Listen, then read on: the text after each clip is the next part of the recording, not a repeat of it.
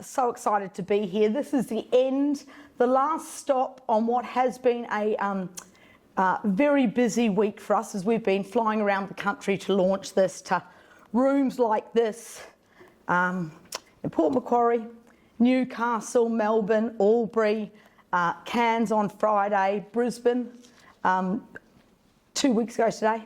And we are finishing with the cream of the crop. So a very, very impressive room we've got here. So thank you very, very much. I think looking out in the audience, you're all going to find this as interesting as we have. So welcome. This is an industry first. Josh Mangleson, who is our property economist, who has done the hard work of putting together this 83-page analysis of the motel industry, has been a labour of love. We at Resort Brokers are specialists in accommodation. It's all we do. And we, 4 years ago, did the first management rights report, an industry first. Again, because management rights is an asset-light model, there was no RP data or no tracking of the industry over time. That was an annual report. We're about to do the fourth, which Josh is rolling out after this. And that has become very much the absolute bedrock of the managed rights industry. We identified doing the managed rights one first, and then all of a sudden there has been a great urgency to do the motel one as there is so much new capital coming to the space. So it's a very exciting time to be in the industry. If you're new to the industry and you're coming to have a look, I think most of you already have one or two or have some dealings with owning motels. It's exciting, incredibly exciting. So thank you very much. We couldn't have done it without it. So this report has been something that Josh and I have been talking about since he started. How do we go about getting it? We don't do all the deals. We do about one in three deals Resort Brokers did in the last 12 months in the motel space. So like with the management rights report, we wouldn't be here without our data partners, and we want to invite everybody to please join us in the future to be data partners. We want this to be really robust. We want this to underpin and give the industry confidence, give new capital confidence, because that's what's going to drive the value for years to come. So Opteon, Acumentis and Knight Frank gave us 10 years of sales data, which, as you can imagine, is a huge thing for any valuation house to do. It's unprecedented. It's a huge act of trust and faith to give us so much data. So we thank them very, very much because we understand it's your IP. We will look after it, but we wouldn't be here without you. So we'll give them a big round of applause to start.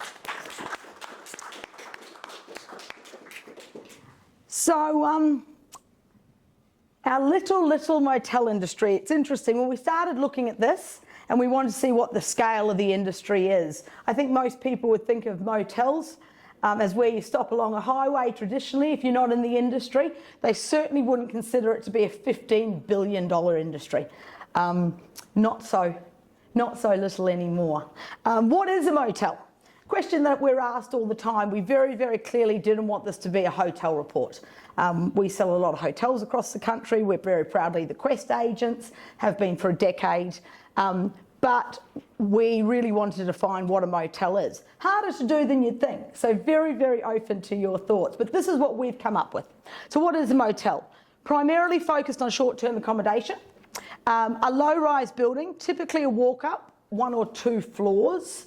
That seems to be quite important in people's minds to identify where they see the difference.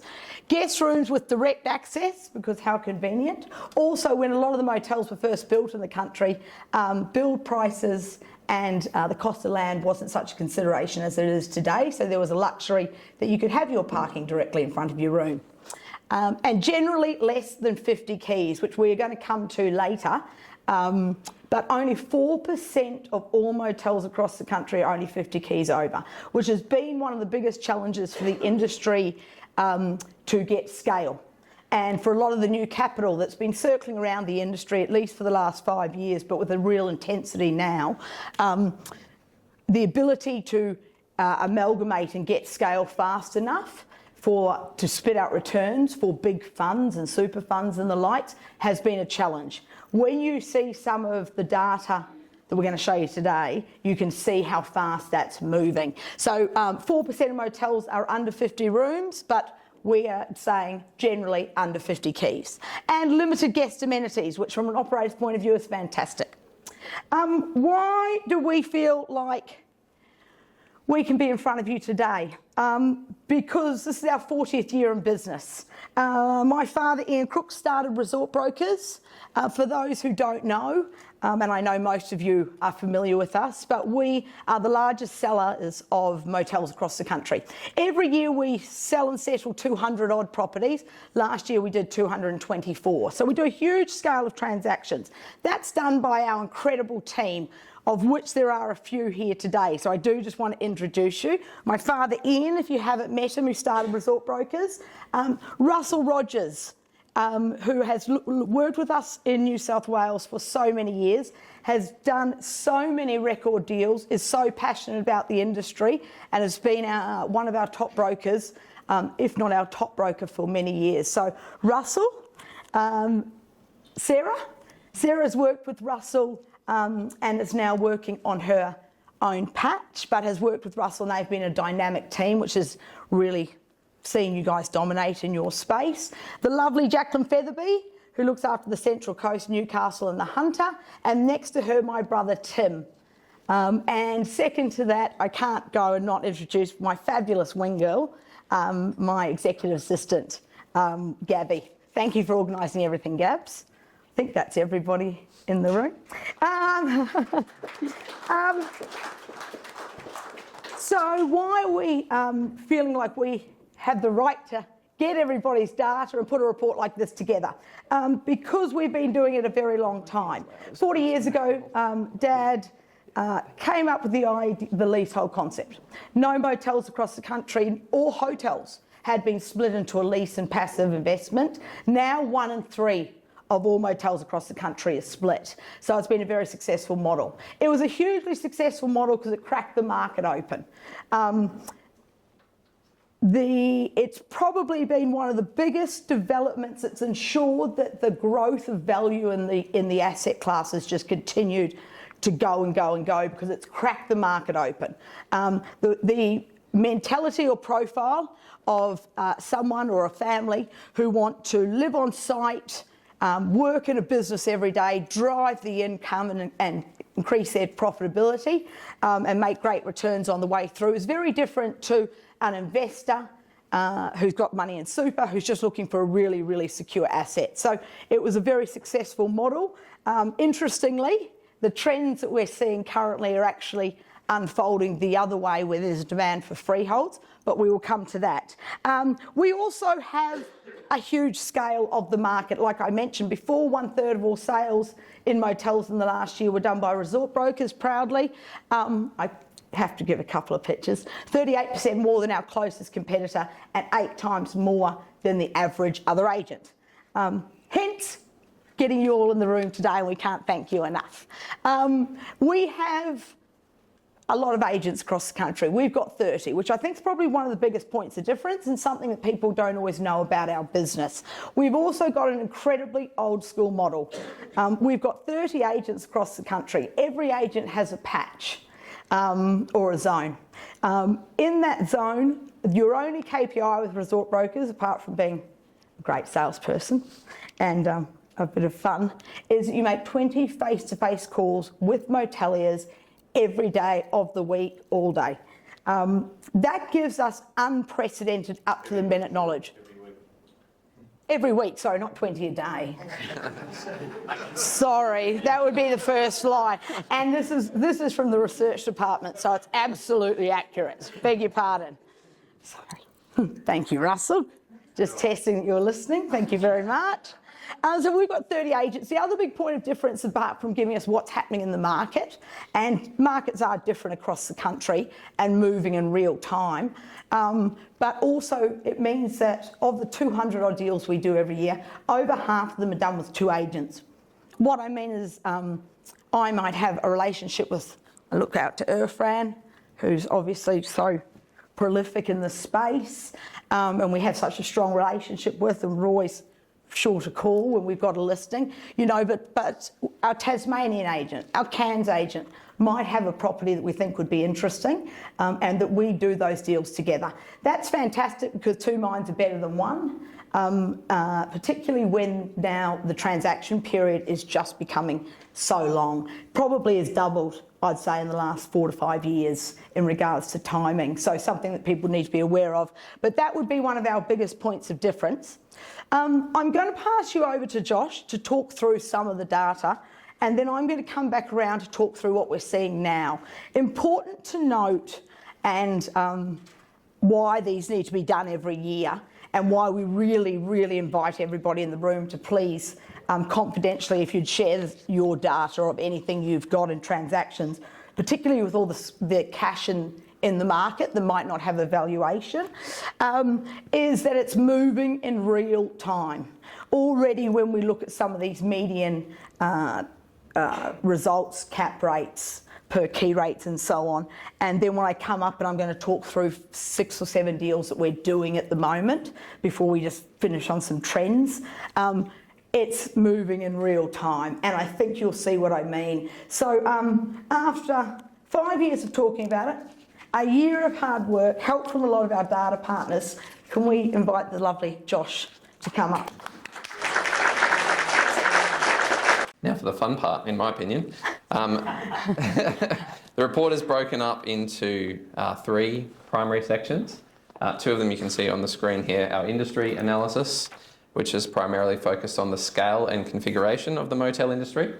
We have our performance analysis, which focuses on ADR and occupancy. And then lastly, quite a substantial section, our sales analysis, which covers 11 years of motel sales, looking at 1,699 motel transactions, just shy of that 1,700. We'll be looking at it from a geography point of view at a national level, as well as breaking down the markets into capital cities, coastal and regional, and then also by state, which is a lot of data, which is why it's 83 pages thick. So we will only touch on New South Wales in terms of the states today.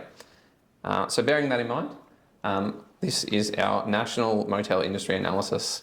Just a couple of quick points here in terms of the colours. If I can get my laser going, the darkest colour here represents our regions. That medium sand colour is our coastal markets, and this lightest colour is our capitals. And that corresponds to the graph on the right-hand side and in following graphs as well. So just bear that in mind if I'm talking about these different sub-markets. So what can we make of our national industry? Well, straight away, we can see there are over 3,500 motels across the country, and 2/3 of these are run as freehold going concerns. Well over half of all of our motels, just under 2,000 of them, are located in regional areas, while less than 10% of all motels are in our capital cities. The rest of our motels, at around 35%, are located in coastal areas, being there due to being historically prime tourist destinations. The graph on our right-hand side is what we stats nerds would call a frequency histogram or a distribution, but effectively what this does is breaks all of the motels across the country into little buckets and tells us how many of them there are in each room size. So our far left-hand side, that really small one, represents motels of 1 to 5 rooms, and then 6 to 10 rooms, and so on. This tells us that the most common room size for motels across the country is 16 to 20 rooms, with just under 700 of these, closely followed by our 11 to 15 room category. There are more 16 to 20 room motels located in the regions, but on the flip side, more 11 to 15 room motels on the coast. Something which makes sense, as we would expect historically, just from our own on-the-ground knowledge, that coastal motels are traditionally slightly smaller. Another interesting fact, over 60% of all motels across the country, over 50 keys, are located in regional areas, but as Trudy touched on earlier, only 4% of all motels are of this size, making them exceptionally rare assets. Jumping into our performance analysis now, this data is from STR, and again, split into these 3 regions by colour. As I'm sure we all know, our combined capital city markets struggled with occupancy during COVID, seeing a relatively quick or strong recovery, but still certainly not back to those pre-pandemic levels with a slow return of international tourism. That said, in this market, ADR has been up year on year since FY21. Our coastal markets, by comparison, have shown really consistent ADR growth, increasing in 9 of the last 10 years. And both regional and coastal occupancy are right near their peaks in FY25. These two little tables at the top of our screen represent our ADR and occupancy change over 1, 5 and 10 years. And these indicate a really good news story for the accommodation industry, all being up over 1, 5 and 10 years, with that exception of our 10-year capital market occupancy, which, as we've just touched on, has struggled with international tourism returning. Jumping into New South Wales now. New South Wales is the largest motel state across the country, at almost 70% more motels than the next closest state, being Queensland, at over 1,400 motels in total. Close to 60% of New South Wales's motels are located in regional areas, and this trend is consistent across all room sizes. The coastal market is around 5 times larger than the capital city market of Sydney, which is underpinned by traditional hotel stock. The dominant operational model is certainly the freehold going concern, as we would expect, but there are proportionately more leaseholds in the regions than in Sydney, which is very going concern heavy. Across the state, around 1 in 4 motels are over 30 keys, and 11 to 25 key properties make up about 55% of the market, with the largest individual segment being 16 to 20 keys. Looking at New South Wales's performance now, regional New South Wales sat just below its peak occupancy for FY25, having remained consistently strong now for around 3 years. This is also extremely similar to the coastal market's occupancy for the last 4 years in particular, showing remarkable similarities in trend there.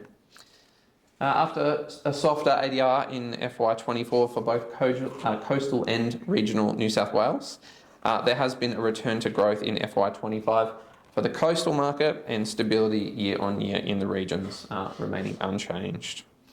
And again, looking at those change tables at the top of our screen, we can see largely good news for ADR and occupancy. Overall, with a couple of exceptions, our coastal occupancy just down over 5 years by 0.6%, and Sydney's occupancy, again, unsurprisingly down over that 10-year period with that steady return of international tourism.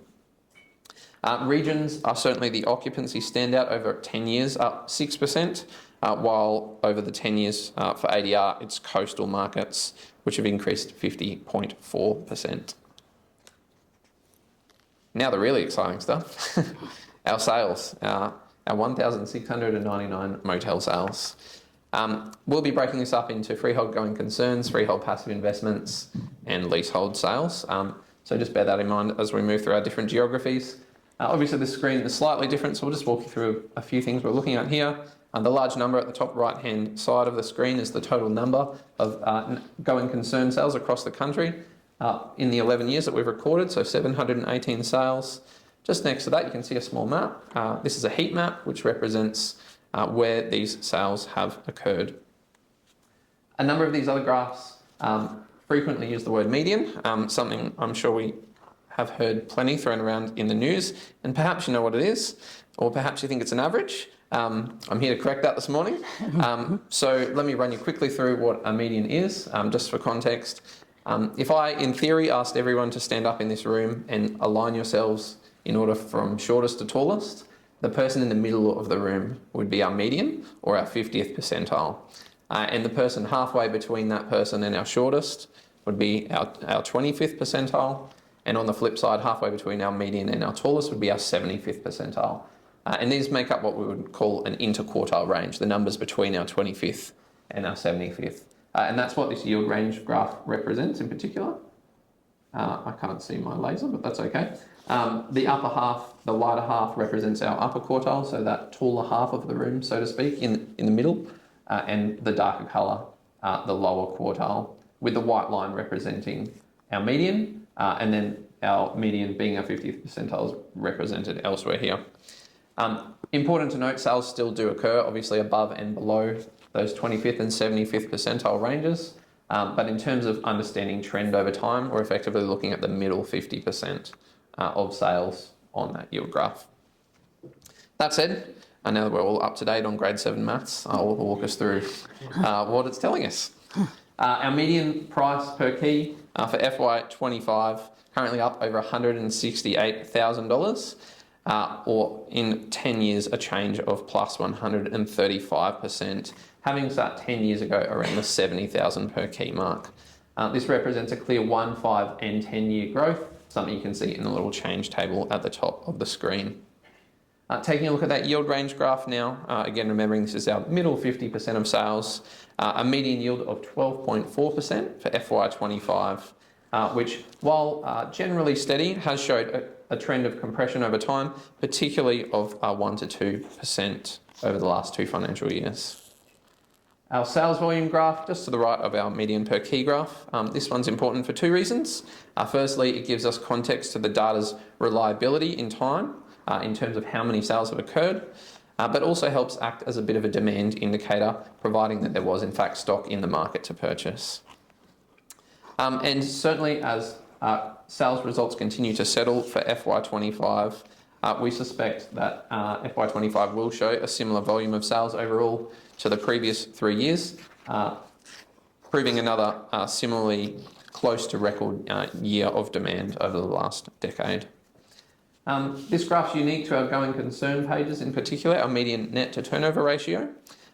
This indicates that on a median basis there has been stability in operating costs over the decade, recently at decade highs, with an uplift in room rates outpacing expenses for many operators, but certainly not all, as I'm sure some of you in the room would happily testify.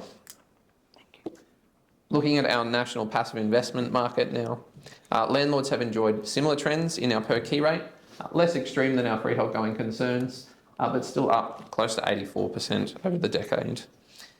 In terms of our median yield, all-time low finance costs in FY22 contributed to record tight yields there, which have since softened to a median of 7.9% for FY25. However, again, over time, showing a slight compression across the decade. Important to note, our passives transacts the least of the 3 operational models. These sales represented around 15% of all motel sales across the 11 years. Another graph unique here to our passives is our median rent per key, which continues to trend upwards. Jumping into our national leasehold model now, again, unsurprisingly, our per key rates continue to climb, up 88% over 10 years. While the median yield has hovered between 28 and 34% across the decade, currently sits at 32.1% at the end of last financial year.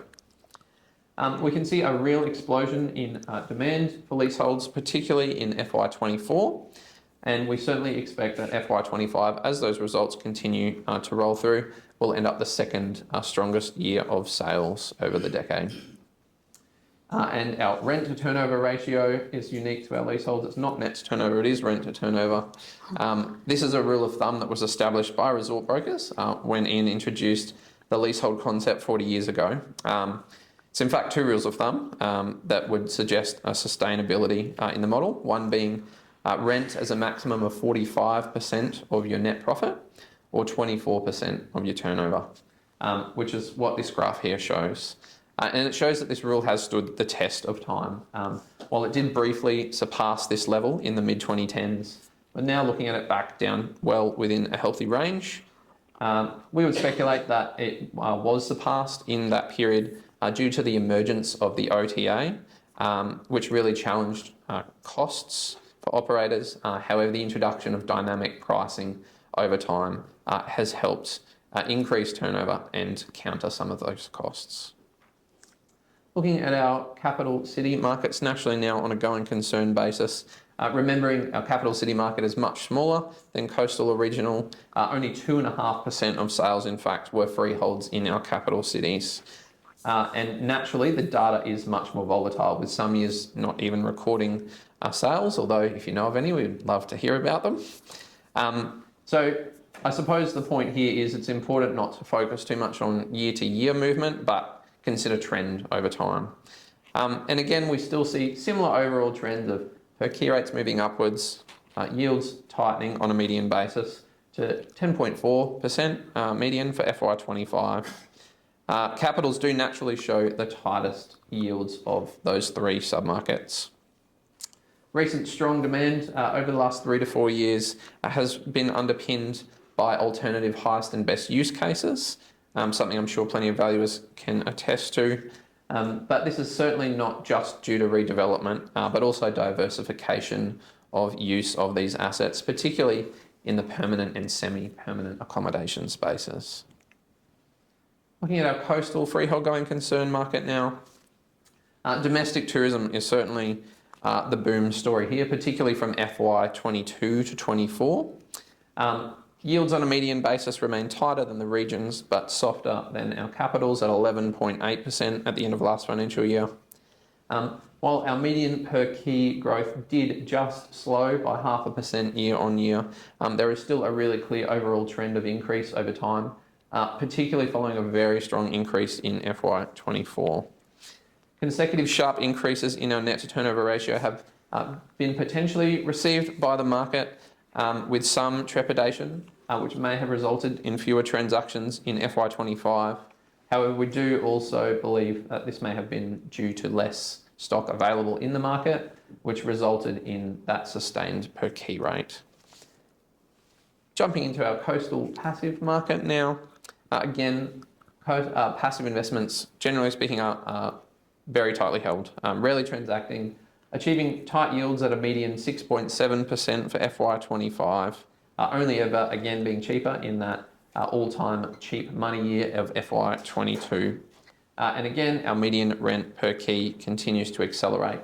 Important to note, this graph actually does encompass our leasehold and passive sales, which makes it more statistically reliable than the other graphs. So this one's probably a better indicator than the price per key in terms of that movement over time. Looking at our coastal leasehold market now, again, you can really see the demand from that domestic tourism boom, particularly coming into FY24, resulting in even this year just gone a huge uptick in our median per key, up 42% in 1 year. Our median rent to turnover sitting near an all-time low as well. Coastal leaseholds have offered a more consistent yield over time than freeholds, currently at a median 31.2%. And demand, again, appears to have slowed off. However, given the compression in yield and the massive upswing in per key, we would again speculate that this market in particular was really driven by a lack of stock in the last financial year. We would also suggest that it's possible that some more established operators are now starting to look to the regions, particularly for that scale in terms of generating income growth. Looking at our regions now on a freehold going concern basis, this market shows our biggest 10-year growth of our freehold submarkets, up 154.4% over the decade, and an exceptional year-on-year increase in the median per key rate, up 57.3%, which indicates a movement from around 105,000 to 166,000, so quite a substantial shift. That may worry some of you, but to be honest, it's a trend that's unlikely to change. Incredibly, the regional freehold market still represents really good value. The median per key rate still sitting below capital and coastal markets and still offering a superior yield to an incoming purchaser. And not only this, these record results have been driven by what we can already see is record demand for FY24, having already peaked in sales over any other previous year. And again, we expect more sales to continue to roll through over the coming months. And simultaneously, a tightening in cap rate down to a median 12.6%. Emerging capitals' stringent investment criteria have made larger regional centres, in particular, real transaction hotspots. Something you may not be able to see super clearly on the map, but you might just have to take me at my word on that one. Looking at our regional passive investment market, Regions have offered about a 20% superior median yield performance when we compare them to their coastal counterparts, currently at a median 8.1% for FY25. Again, solid capital gains have been evident through that median per key increase, up 60.9% over the decade. Just to really emphasise why passives are so tightly held, just walk you through a hypothetical acquisition and holding. If someone was to have purchased at the median yield of, say, 9% in FY 2015 and received a CPI increase annually to their rent, they would now be sitting on a yield of 13.9% on their original purchase price, which when you consider 8.1% is already relatively lucrative for a passive investment in commercial real estate. You can certainly understand why these are so tightly held over time. Jumping into our regional leasehold market now, these have nearly doubled in demand since pre-COVID, as have the median price per key. At the same time, demand has pushed yields tighter, down to a median of 32.3% for FY25, which actually positions our regional leaseholds within 1% of our coastal market on a median basis for FY25. New South Wales' going concern market now. This is the most in-demand state, which we would naturally expect, given it does carry the highest volume of motels, almost doubling Queensland's volume with 345 sales over the decade. New South Wales is also the state with the highest median per key growth rate for freeholds over 10 years, up close to 133% on that median basis. And this is really due to the fundamental drivers of accommodation in New South Wales remaining strong, being underpinned by population growth, established industries in regional locations that are increasingly diverse and not narrow economic bases, as well as tourism. And of course, our long-term yield trend on a median basis continued to tighten down to 11% for FY25. New South Wales' passive investment market, FY24 represented a particularly strong jump in the median per key rate, up 19%, with a further slight growth of 2.4% in the last 12 months. This value attracted many sellers to the market in FY24 in particular, resulting in over double the decade average of number of sales. But again, generally a very tightly held market, with yields compressing sharply in FY22 with that cheap money available, but sitting at a slightly softer median of 7.4% for FY25. And finally, our New South Wales leasehold market, FY24, again, another all-time high for demand, with FY25 expected to yield a similar result as that data continues to settle. While yields for leases have remained stable over the decade, currently at a median 32.3%, potential profitability for lessees has increased around 20% as the median rent to turnover ratio declined from 28% to 22% across the decade. Because profitability has improved, the median per key rate has also increased in recent years, despite a relative stability in yields. And at this point, I'll invite Trudy back to walk us through some sales. Gosh, there were so many things that I would have said pre-COVID, and I know we don't want to talk about the big C anymore, but that were just rules of thumb that no longer seem to be there. To think that there's only 1% difference between coastal and regional. It's still coast for show and land for dough, but not certainly not as much as there used to be. There, I suppose, a few rules of thumb or biggest changes that we have seen. Forever and a day, and when I say forever and a day, for as long as I can remember, I sold my first motel 23 years ago when I was 19, so you're all doing the maths there. And it was always this simple. You could, a freehold going concern was between 14 and 15%. A leasehold sat at around 30%. The rents, we still believe, tying it to profit rather than turnover is the safest metric, because it's not about what you take, it's what you make, and that investments were 9%. I remember when Russell Rogers did some investment deals pre-COVID, 2018 I think, of 8%. We thought, look, it was crazy times. I mean, it was unseen. What were the buyers thinking? Really? You got it through? What did the valuers say? However, now, as you'll start to see when we go through these, those a long time ago, there has been a huge compression in yields. Luckily, there is really, though, the market is starting to look at, and I know purchasers, and I'm working with a lot of you in the room, it's all about sustainable profit. So we've had this perfect storm post-COVID where we've had a whole lot of what I'd call real estate buyers come into the space. So a whole lot of new capital. One of those profiles would be these real estate buyers.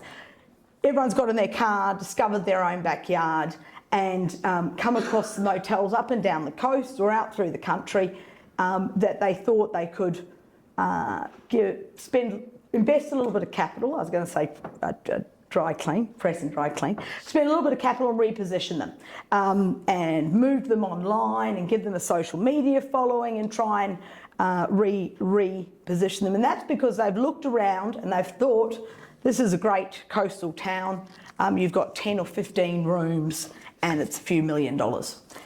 And also because a lot of motels were built like caravan parks on the side of the towns, and the towns have grown around them. So they're also sitting in prime real estate.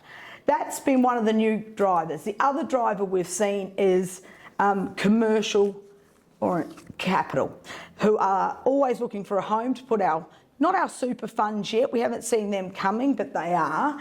But they obviously need real scale, and I know there is talk of a roll-up or roll-ups coming. But of looking for strong going concern businesses. Now, with capital gain upside. Now, it never, ever, the motel industry was never about capital gains. It was always just about sustainable profit, good cash flow, and in the leasehold model, somewhere to live and a good business, right? A good solid business underpinned by real estate. With the per key rates that's been driven by all these new buyers, and then also been driven by the fact that they're always sold, the yield or the capitalisation rates that we go on about are always a factor of the profit. The profit is always derived from a two-person management team being added back, so an owner-operator, and I know a lot of you in the room, as these properties get bigger, we have this conversation about, you know, at the prices that they're coming to be, that they're not owner-operator models, but that is how the industry works to compare apples with apples. You can see that those two factors now, plus the ADR and occupancy growth that the country has seen from domestic tourism, from population growth, and from the fact of industry being so strong, means we are in an absolute perfect storm. Unfortunately for Tim, my brother there, who heads up our off-the-plan division and works primarily with developers selling accommodation businesses off the plan, there is not going to be a whole lot of new motels built around the country, and there is already a dire need. I'm delighted to see that New South Wales in particular is holding their rate rather than their occupancy and pushing occupancy. As an industry and as the leaders of the industry, and we have so many of them in the room today, I just absolutely beg you to hold the rate. The profit sits in the rate. Where the industry got tough when OTAs were created in Queensland in particular after the mining boom and bust, lessees and operators didn't have enough money to reinvest in these assets, right? All the new capital that's come in has really seen things be moved, new TVs, new beds, modernised, brought online. We want to see that continue. This is our industry. Everybody deserves to make money out of their businesses, and there has been a great couple of years. Things will normalise I've got to be honest, I would have thought they were going to normalise more. I think that's because Australians love to holiday. We're the biggest holidays per head of any nation, and when our funds decrease, we just go holidaying closer to home. So you would dare say that maybe post-COVID you thought the domestic tourism boom might start to flitter out as the cost of living increases. There doesn't seem to be any trend of it, and I actually don't think there's going to be, because I think a lot of people will holiday at home and they've discovered their own backyard. So I think we're in for a perfect storm that long will it continue. Let me give you an example though of some of the deals we're doing to show you how it's happening in real time. This is a property that Jacqueline is due to settle. It has been on the market and it's been an amazing success. So this 22% for a leasehold. Again, when you go back to the rule of thumb that it was always 30%, 22% would have been unheard of, but not at all. This property had 115 inquiries. It got 16 offers. 26, sorry. Correction, 26 offers. Beg your pardon, Jack, I stand corrected. 26 offers. 26 offers. How many of those were cash, Jack, and how many? 10 cash. 10 cash. And about 12 over asking. And 12 over asking price. Now, if you had said to us 6 or 7 years ago that 24 keys leasehold would get that number of inquiries and a 22% yield, I would have told you that you're dreaming. But on the flip side, if you move away from the industry, where else can you get the bank to lend you 50%? Live for free, and I think the cost of living is definitely what's underpinning the tightening, where it reflects so much more value. I remember Irfan saying to me he had a lot of clients who have come from the petrol station industry, and he said it's just unbelievable from the point of view that it has all the great things, cash flow positive from one day, except you get free living and you don't have $1 million under the ground in petrol. You know, every dollar you get's making you money, but when you can borrow 50%, live for free and still make money on the bank's money at 22%, it's a pretty appealing story. And be your own boss, you can understand how we just can't get enough of them. So that was an amazing job. Congratulations to the successful new owner today, I think. True. Today. This is an interesting property that we wanted to put in because this identifies a new trend that we've seen, which is effectively the reconciling of the decoupling or the leasehold investment model, which we call the split. So this was a property in Brisbane, just near the hospital, a 3-star property. The lessee had got in there straight after the mining boom and bust, actually got given the lease. And paid slightly increased rent, which is something we used to see a bit then for good operators. They'd go in and back themselves, get the opportunity. They'd been there for 9 years, they'd driven the business, and the landlord was a very well-known client of ours, professional investor, had only just bought it a couple of years ago, had bought it at quite a tight cap rate. At the time, there wouldn't have been anything recorded, but he understood the underlying value of the land because it could go 9 stories. Not in this time, for a long time. But at the time, there was more value for land and development, which isn't something we're seeing now, and I don't think we will for the next 24 months or so until the cycle moves. We looked at that. The first thing we do when we look at a P&L and someone says where they might be looking to sell is we look at the rent. And is the rent low as a proportion of turnover or as a proportion of net profit? If it is, then selling together, because of the compression in freehold going concern rates being the tightest we've seen of any asset class, there is huge money. There was $2 million uplift in those two selling together than there would have been if we sold the landlord out at what he bought for, which I couldn't find one other comparable, and the lessee. And that, I think, is probably what's driven some of the recent, in the last 12 months, passive sales. I think a lot of people, landlords, don't want to sell. Why would you? You've got a tenant in there, totally invested, looking after your property on a triple net lease or a double net lease. Why would you? Because of this. and because of the opportunity. 9.2% cap rate, if you're remembering going back that I would have said 14 or 15, unbelievable. So something that we're seeing more and more, and I would really advise that, and again, we don't do all the deals, that if you are looking to sell or you're sitting on a lease or a freehold, that you're absolutely always looking at the rent and really being open with your tenant or the first thing we'll do is recommend that we call your landlord, even if it's sitting slightly below. The other thing we're seeing, and why also next year, we're always talking when we leave these things, Josh and I, about what questions we get and what we want the next report to be about or focus on. And there's a couple of them, and one of them is really, we'd love to understand in regards to rent, in regards to leases, how often they transact and how long people are in them for, right? Because we reckon that people are definitely in them for longer. But 9.2%, $2 million uplift, unbelievable. This is another one. This is a property that we sold up in Mission Beach. This was sold to Wyndham and Accor's combined new timeshare business, Travel and Leisure. They're very actively acquiring great assets across the country to put into their timeshare business. This was a property that's been owned by a family for a long time. They had huge dreams. We actually met them when we went with the Queensland government to China on a trade